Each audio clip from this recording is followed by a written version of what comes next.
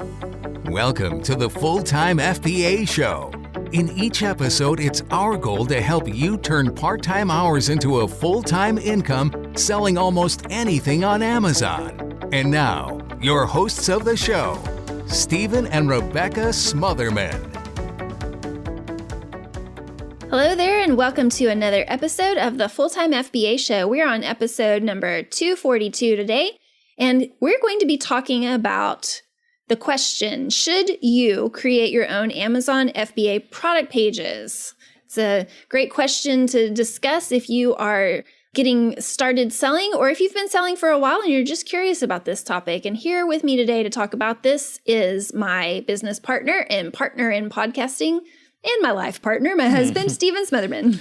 Yes, and the answer to that question is yes and no. Yes, you should create your own product pages. No, you should not. I guess it's more complicated than that. It's more complicated than that. We'll get into all the details and what exactly we mean by yes and no. Yeah, we'll do that today on the Full-Time FBA Show. Well, before we get started on today's topic, we want to do a bit of level setting to make sure we're all on the same page as far as the terms we're going to be using to discuss Amazon product pages. Sometimes there's some confusion about the term product page versus a listing, especially if you're coming to Amazon from the world of eBay selling, where there's a bit of a difference in those words.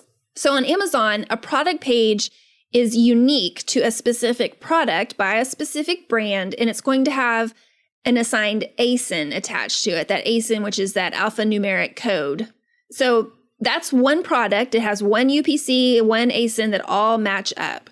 And Amazon's goal is that a unique product only has one page and one page only within the Amazon catalog. There are some exceptions to how this works when you get into products with variations, so that you're going to see a product page that has a parent ASIN, and then each variation by size, color, or whatever will have separate child ASINs, but all of those children are still listed on that one product page. Now, when it comes to you as the seller on Amazon creating a listing or making an offer available to customers, that's a different concept. So if you're familiar with eBay, when you make an offer available to customers, that listing that you create is its own page within the eBay market.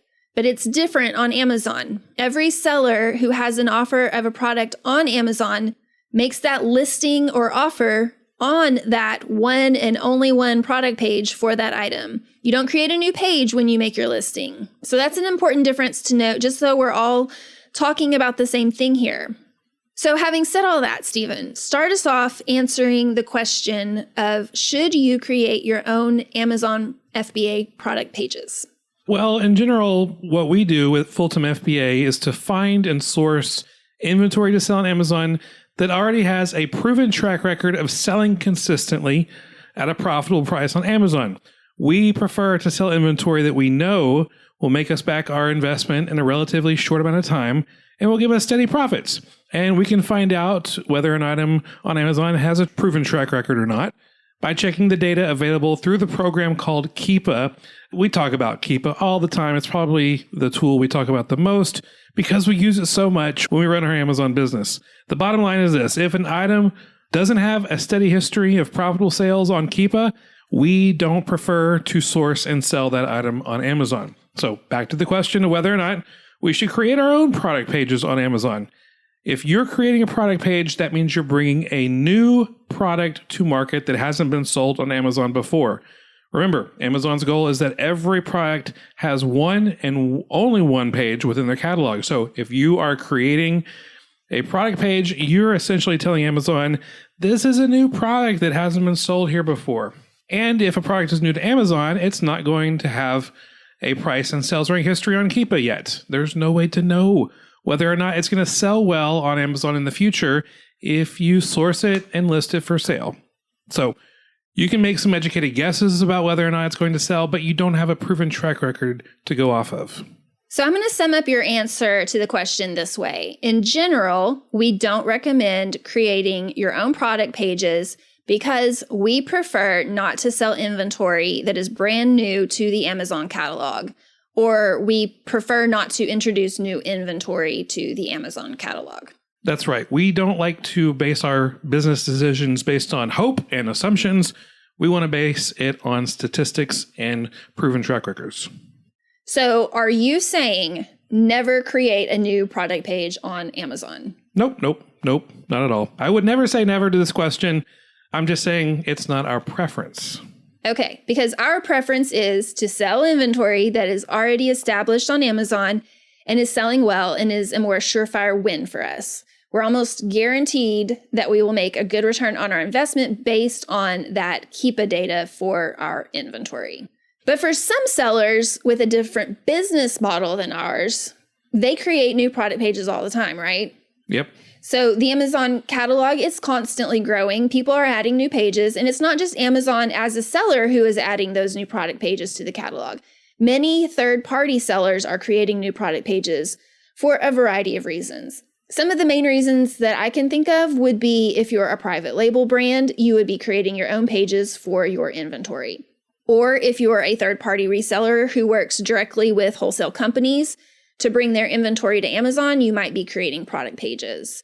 There's also the model of creating bundles to sell on Amazon, which would also mean you would need to create the product pages for those bundles.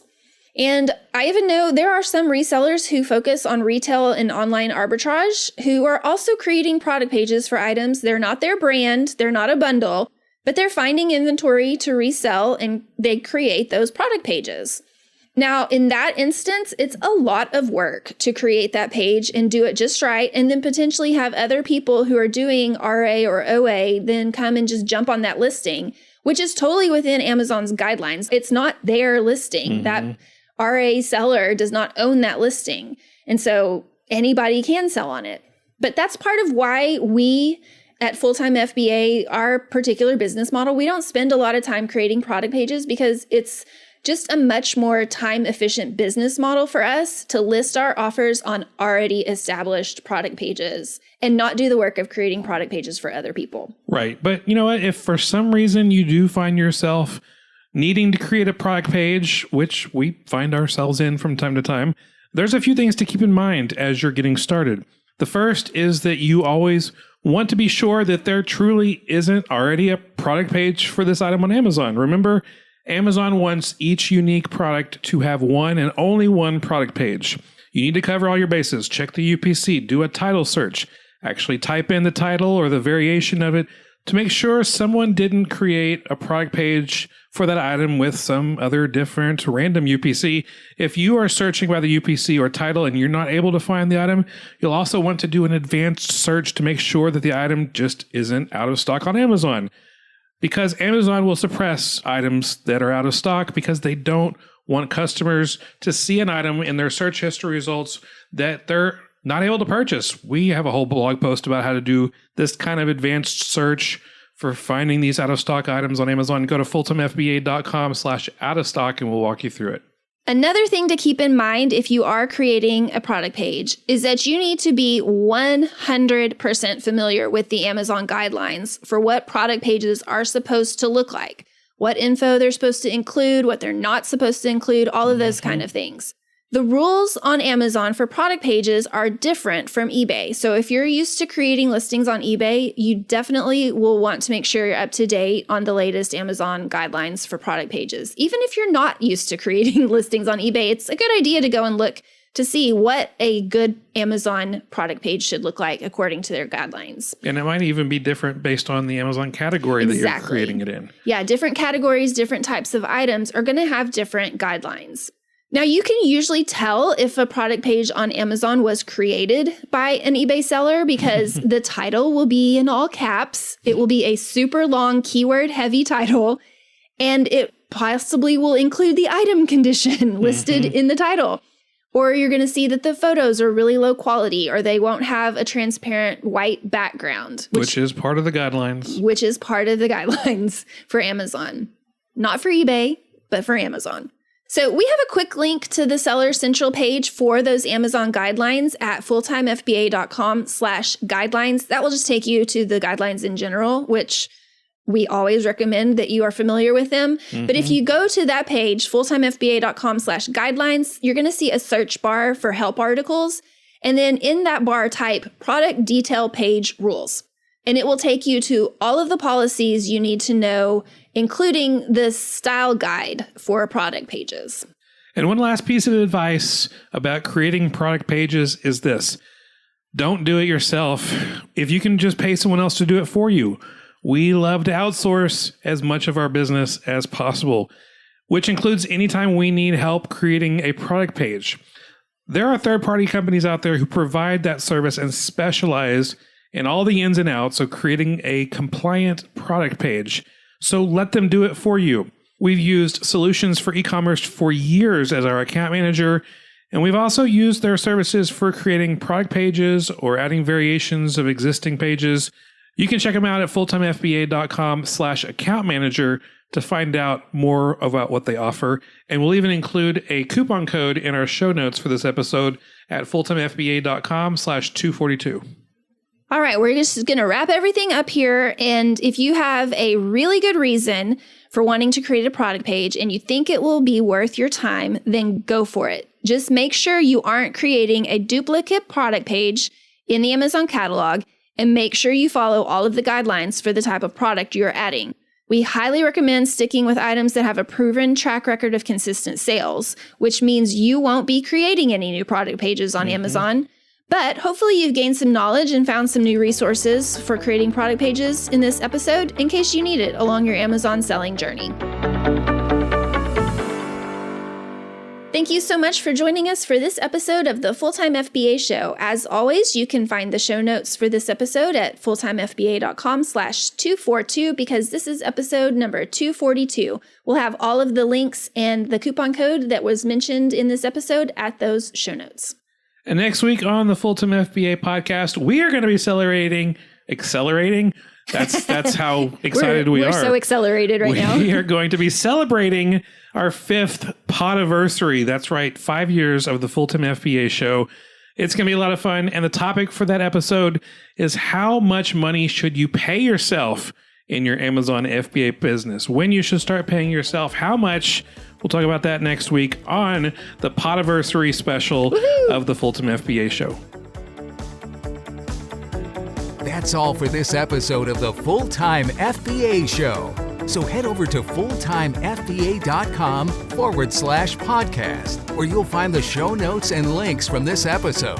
While you're there, subscribe to our newsletter where you'll get several free downloads of our popular and helpful Amazon FBA resources. Now, take action on what you've learned today so you can find success at turning part-time hours into a full-time income with Amazon FBA.